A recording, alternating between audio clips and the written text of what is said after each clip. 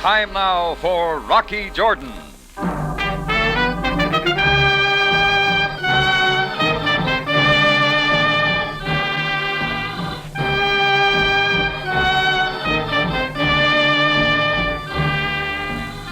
Not far from the Mosque Sultan Hassan in Cairo stands the Cafe Tambourine, run by Rocky Jordan. The Cafe Tambourine, crowded with forgotten men, alive with the babble of many languages. For this is Cairo, where modern adventure and intrigue unfold against a backdrop of antiquity. Tonight's story, the St. Louis Blues.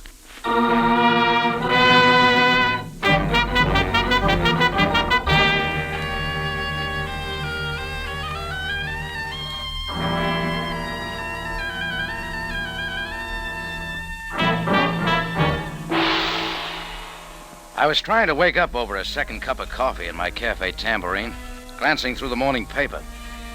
A picture on the front page didn't mean much at first, but a second look and I recognized the face. It was Ted Polanski, an old friend. I hadn't seen him since the early days in St. Louis. The printing underneath brought me wide awake. U.S. naval hero found lying near the Mahouder Canal with knife in back, victim of an attempted murder. Victim seemed unable to identify assailant. No relatives or friends to be found. Polanski was taken to the Cairo General Hospital. Well, maybe I was just curious, or maybe I wanted to recall old times. Anyhow, I went to the hospital right away to see Polanski. The nurse showed me into a hot little room that had an overhead fan. I found Polanski's bed behind a screen. Hello, Ted. Rocky Jordan, remember me? I remember you. It's been a long time, Ted. All right, it's been a long time. What about it? Well, I'm just sorry you didn't look me up when you came to Cairo. I'd have warned you they play rough with knives around here. I don't need your help. You or the cops or anybody else. What do you want with me? Well, not a thing, Ted. Then leave me alone. Listen, Ted, I know my way around Cairo a little. I don't know what this is all about, but somebody tried to kill you. Maybe if you told me... Why don't you mind your own business? I've got nothing to tell you. Okay, if you don't want to. Am I asking you why you left St. Louis? We'll skip that. Then shut up about me. Just leave me alone. Get out of here. That suits me fine, Polanski. Don't bother to come back.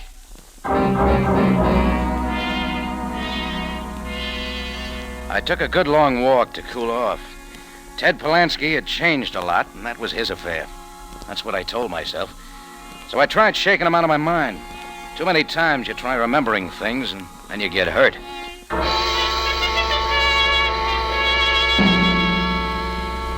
I was behind the bar at the Tambourine early that afternoon when I had a visitor. And for the second time that day, my mind went into reverse.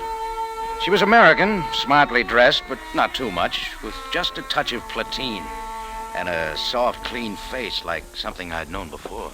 Mr. Jordan, I'm Mrs. Saunders, Cora Saunders. What can I do for you, Mrs. Saunders? I believe you were at the hospital this morning to see Ted Polanski. That's right.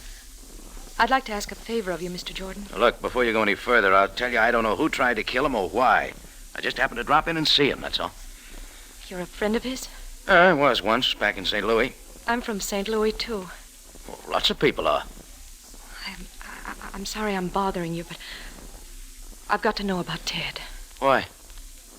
I was once his wife. Sit down, Mrs. Saunders. Thank you. Why not go and talk to him? I wanted to. I've been trying all day to see him, but he won't talk to me. What makes you think he'd talk to me? I was hoping he would, Mr. Jordan. Ted and I were very happily married before the war, but the war seemed to change him. Yeah, wars have a way of doing that. I don't know what it was. Maybe it was that episode in the Mediterranean, but Ted never came home to me and our child, Linda. That was 5 years ago. I've never seen him since. Maybe you ought to keep it that way. I was able to trace him for a while, the Riviera, Casablanca, Alexandria, but it was as though Ted had turned his back on everyone who had ever meant anything to him before. I couldn't wait forever. I divorced him and married Evan. All right, you got a husband. Why don't you forget about Polanski? You know things aren't that easy. Yeah. Did you come to Cairo to see Ted? Oh, no, Mr. Jordan. My husband is here on business. He's in textile. He's here to organize a company, a new cotton process, I believe. I had no idea Ted was here until I saw the paper. Mr. Jordan, Would you please get Ted to let me talk to him? Oh, sorry, lady. I don't have any drag in that direction. Oh, but Mr. Polanski Jordan, doesn't want to see me, and I don't want to see him. Let's keep it that way. Please, think it over, Mr. Jordan. I'll be back later this evening. I'm certain that what I'm trying to do is best. Well, I watched Cora leave and tried to wash the thing out of my mind. But somehow I kept thinking of Polanski and kept wondering what would make a guy foul up his life. Trading a sweet little number like Cora and a kid for a knife in the back. Well, my day had been ruined already, so I knocked off and went over to the U.S. Embassy to ask the naval attaché a few questions. Well, there's plenty here in the files about Polanski. Not that I have to look it up. You mean he's been in Cairo before? Yeah, off and on. You say you knew him back in the States? Quite a while ago. What do you got on him? Yeah, here we are. Sit down, Jordan. Thanks. Now, let's see. Theodore Robert Polanski, Lieutenant Junior Grade. Decorated March 7th, 1945. Heroism over and above the call of duty. Delayed parachute jump from burning reconnaissance plane to save valuable photographs which enabled allies to advance on a broad front at minimum loss of life. Anything wrong with that? For a guy like Polanski, yes.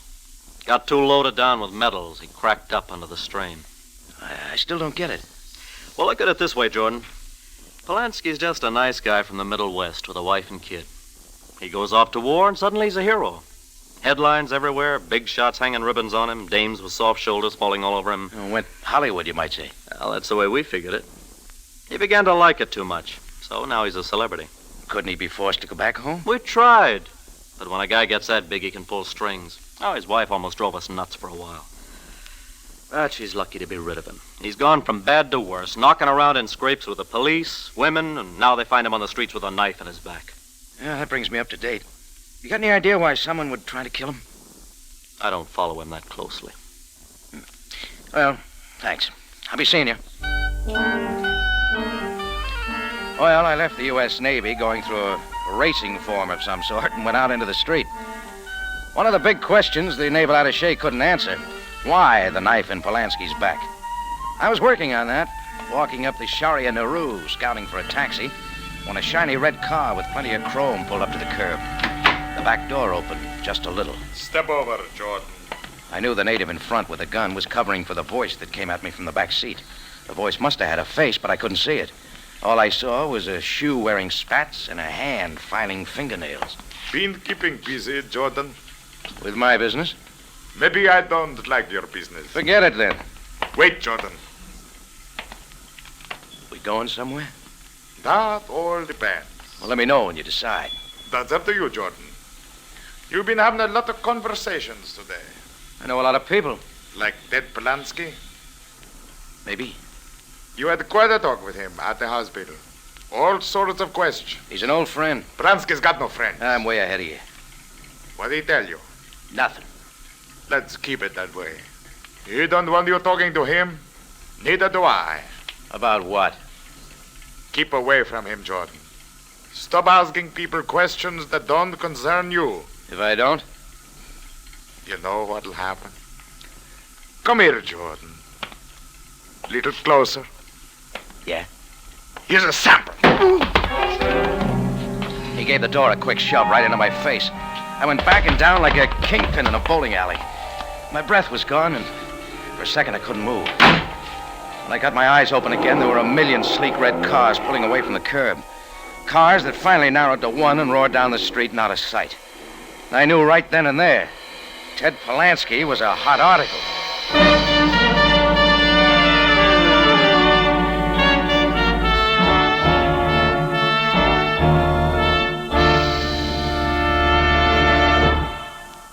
You are listening to the St. Louis Blues, tonight's adventure with Rocky Jordan. The day of miracles is not done, and one way to work miracles today without leaving your home is to contribute to your Red Cross. Your contribution will go out doing the yeoman's service to your fellow humans that you would like to do yourself but cannot. Your contribution will perform miracles of aid for the homeless, the wounded, the hungry. Send your contribution out today to work miracles.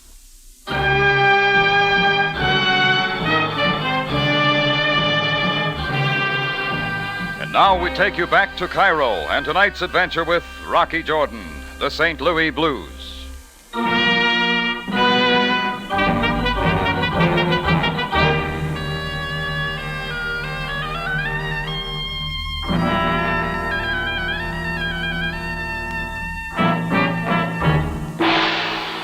When I learned an old St. Louis friend named Ted Polanski turned up in the hospital after a knifing, he didn't want to see me or anybody else, including his former wife.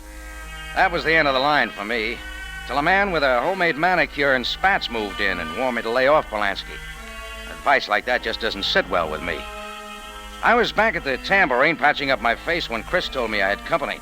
When I came down, I spotted him at one of the tables. Slightly bald, friendly face. Before he introduced himself, I knew who he was. Cora's husband, Evan Saunders, St. Louis. Mr. Jordan, being frank about my personal affairs isn't easy for me. Well, then maybe we can just have a drink. Why, yes, of course, thank you.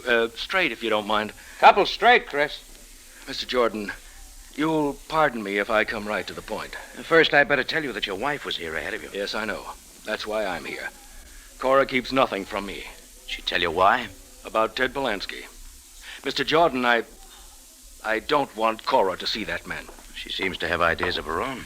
Oh, thanks, Chris. Set him down. Then you must understand. Cora's gone through too much already. Waiting all those months. Look, if you're worried about Polanski, you can forget it. No, it's Cora, Mr. Jordan. I've always known that she was never quite able to close the chapter.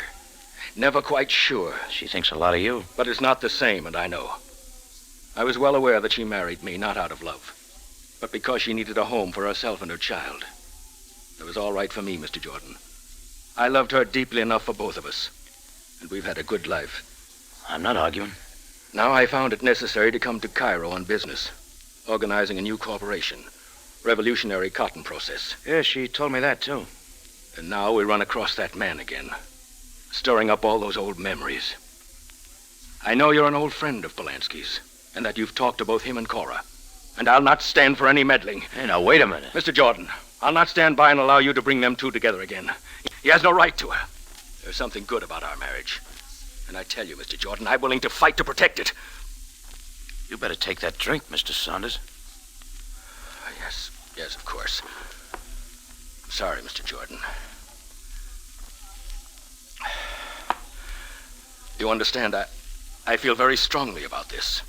I'll protect her against that man at all costs.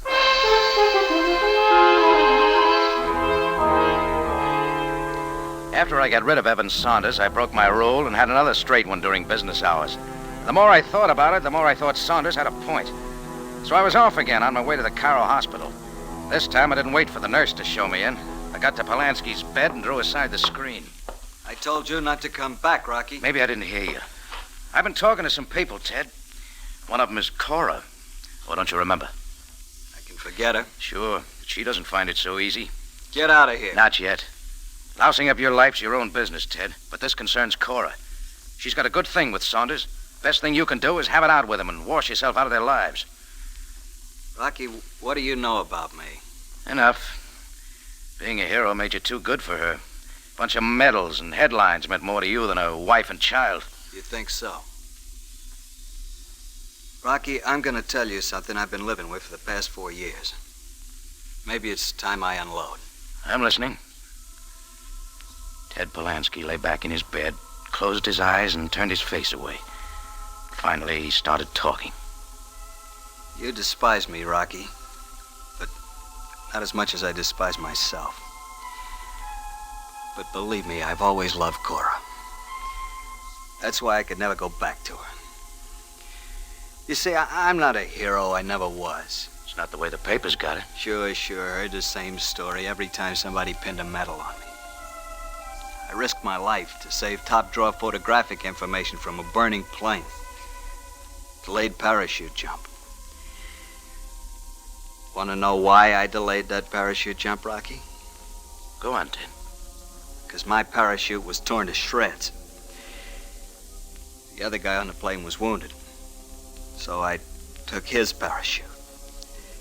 He died in a crash. I parachuted to safety. I killed him, Rocky, as sure as I'm lying here. Now you got it all. Yeah. Somehow I couldn't go back to Cora and the kid knowing in my own mind I'd killed somebody. You know how I spent my time since then, bumming around. I was never going back because I just wasn't right for her. All I knew was that the best thing to do was to keep away from Cora. But now it's not so easy. What do you mean? Her life's not what you think it is. That husband of hers, Evan Saunders, a big cotton man's a crook. He's rotten crooked, and so's that phony corporation he's setting up. Where'd you get that? That's what's behind that knife in my back. He's in with a crumb named Vance Marco. Shiny car, wear spats? That's a guy.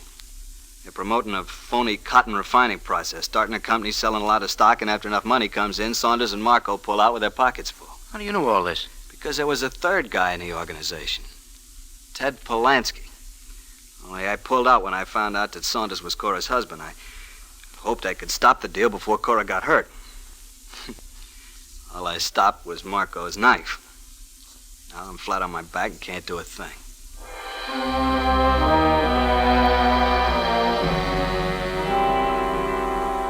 But there wasn't anything to keep Rocky Jordan from doing something. I wasn't flat on my back, yet. So I started out sporting for trouble. And I didn't mind when a native started tagging me after I left the hospital. It was the same one who had covered me with a gun in Marco's car earlier that day. So I let him follow for a while. I took him down a dark side street a couple of blocks. Then I suddenly doubled back and he ducked into a doorway. This was a good time to let him make his move, so I kept coming. I reached the doorway. There was the flash of a knife, but I wasn't there. I had him by the wrist, twisting it back. I killed the kill by Flanke. Drop that knife or I'll slap your brains against this wall. Oh, drop it. Now, let's talk. No. Let me go. That the knife you used on Polanski? No, I do not know what you mean. Polanski knows. He got a good look at you. He told you? Yeah, everything. Well, but it was an order. Sure, Vance Marco's order. He sent you to get me, too? Effendi, Where do I find Marco? I cannot tell. Think real hard. Come on. Yes, the Athens Hotel, Sharia Rakib. Yeah, it's better. But, Effendi, what will I do? Marco, he will... Never mind. Where you're going, you'll get all the protection you need. I dragged him back down to the square and turned him over to a cop, along with a message to Captain Sam Sabaaya. Then I was on my way to the Athens Hotel. Vance Marco had a big suite on the 4th floor front. I was about to knock when the door opened. Marco was inside with a couple of his men, and coming out was Evan Saunders.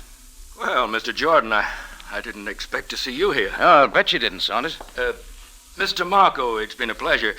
I'll see you in my suite at the National Hotel tomorrow morning. Goodbye, Mr. Saunders. Goodbye. Goodbye, Mr. Jordan. Yeah. I still don't like your face, Jordan. You did your best to change it. I was just giving you a friendly tip. It didn't take, did it? I forget easy. You got a couple of muscles for help. Want to try again? Maybe I will. What's on your mind, Jordan? Great big deal, Marco. With a lot of little investors pouring their money into a phony corporation. Either one of you guys know what Jordan's talking about? Got it, Marco. Polanski told me everything. What happens to those investors when they find out they bought into nothing? A new cotton process nobody can produce. Why ask me? Or better yet, what happens to you and Saunders?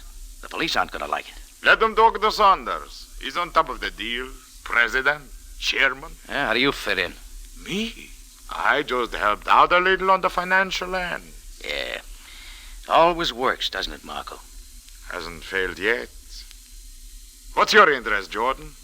Trying to cut in? I'm giving you a chance to call it off. Well, you got the chance. Sorry, Jordan. Corporation's closed. Anything else? Yeah, a lot more. Well, I don't want to hear it. Throw him out, boys. Sure, boss. Come on, Junior. Outside! And don't come back, Jordan. Next time we drop you down the elevator shaft. I picked myself up and got out the back way just in case he had somebody waiting for me. Well, even though I knew the deal, Marco felt pretty safe. I figured there was more to it than what I'd worked out. When I got back to the Tambourine, it was almost 7 o'clock, and Cora Saunders was waiting. I haven't changed my mind, Rocky. Okay, Cora. I think Ted's ready to talk to you. You've seen him again? Yeah. Please tell me, how is he? I think Ted Polanski's gonna be all right. Thank you, Rocky. Cora, Yes? how well did you know your present husband before you married him? Well, I didn't know him so long before I married him. I met him in a summer resort where I was waiting tables. Oh, what I mean is, what did you know about him personally? All I know is he's been very, very good to me and my child. He's a wonderfully kind man, Mr. Jordan. How about this cotton deal he's in? Oh, he has great hopes for it. Evan thinks it'll make a lot of money and help a lot of people. Why do you ask, Rocky? Oh, no, just curious. You better go talk to Ted. What are you trying to tell me? Visiting time's 8 o'clock. Ted'll be waiting. Oh, yeah.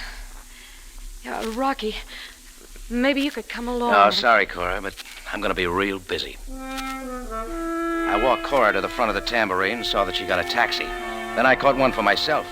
I wanted to see Evan Saunders just once more before he pulled out for St. Louis.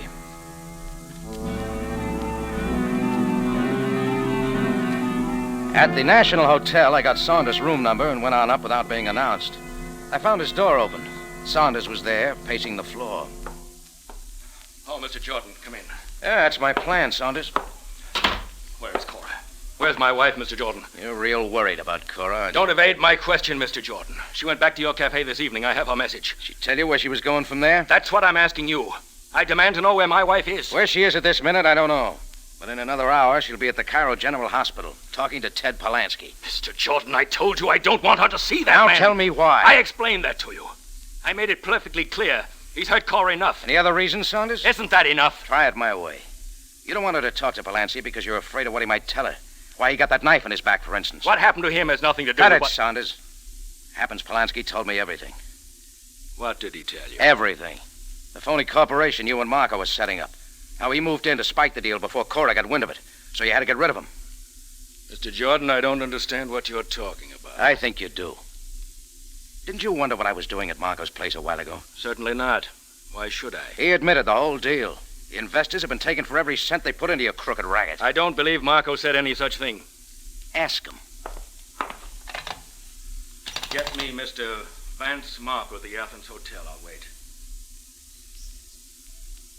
Yes? Yes? Yes, thank you. Vance Marco just checked out of the Athens Hotel. No forwarding address. Looks like you're in the griddle, buddy. Mr. Jordan, I'm not a swindler. I've been taken in by Marco just like... That's a pretty good act. It's not an act. I'm innocent and I can prove it.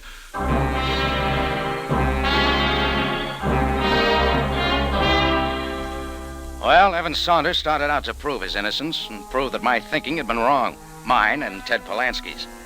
He made another phone call, and then we went over to a building on Ibrahim Pasha Square.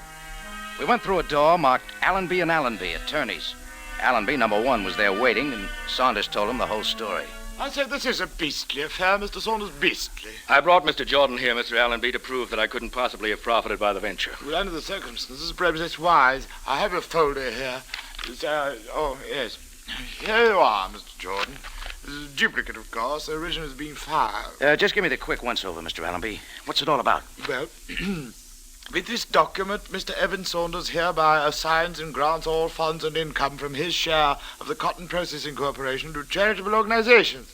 The Association for the United Nations, the International wait a minute, Red wait a minute. Cross, and what? Saunders was to receive nothing from the corporation? Oh, absolutely nothing. Mr. Jordan, I hope you're convinced now that I was acting in good faith. Mr. Saunders could have had no possible motive for promoting a crooked venture such as this. Just a second, Allenby. Yes? Why didn't you know it was a phony? You're the attorney. Oh, not for the corporation, Mr. Jordan. Vance Marco had that all set up with his own men. And he set it up very well. I was made president. My name was put on everything. And I'm left holding the bag. Right, Allenby? Yeah, frankly, you are in a bit of a pickle, Mr. Saunders. Your reputation will suffer and all that. No, I'll not have that. I'll repay every cent to the investors out of my own pocket. Clear up this mess as soon as possible. Well, that sort of makes things look a little different. Forget it, Jordan. We all make mistakes. Going, Mr. Jordan? Yeah, I got some clearing up of my own to do.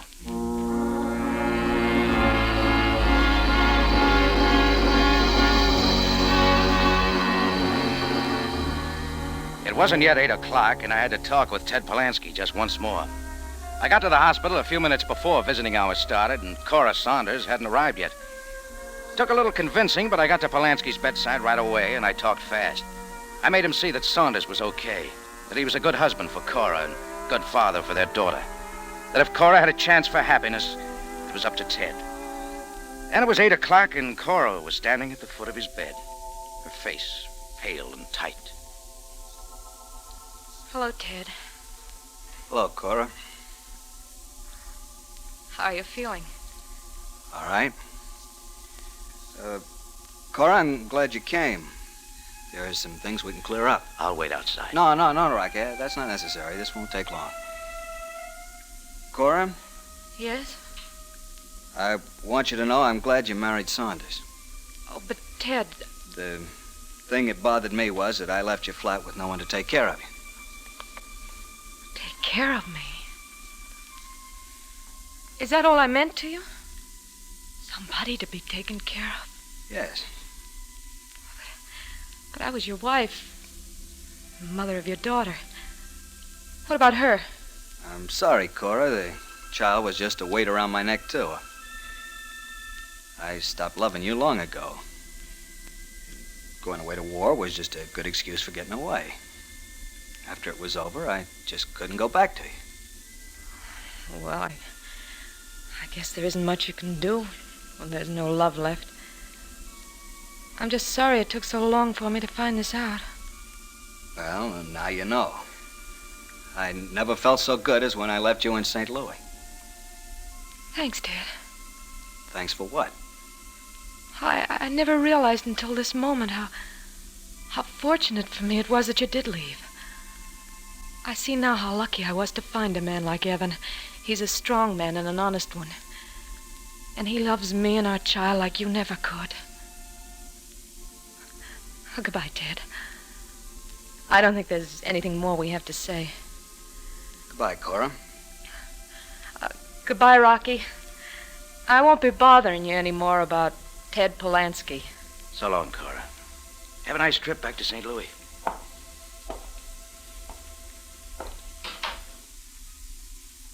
Well, Rocky, how did I do? Okay. She'll be all right now, won't she? I think so, Ted. In fact, I'm sure of it. Thanks, Rocky.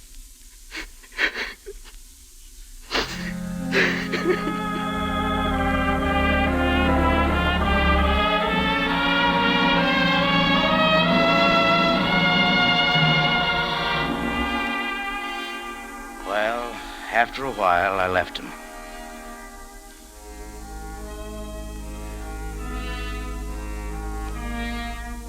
Later that night, I found out that Marco had been picked up boarding a plane at the Cairo airport.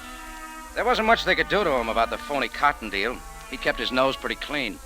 But his knife man had talked, so they salted Marco away for the attempted murder of Ted Polanski. Before I turned in that night, I checked back on my day. Very unusual. Not a single dead body. I felt real good about it.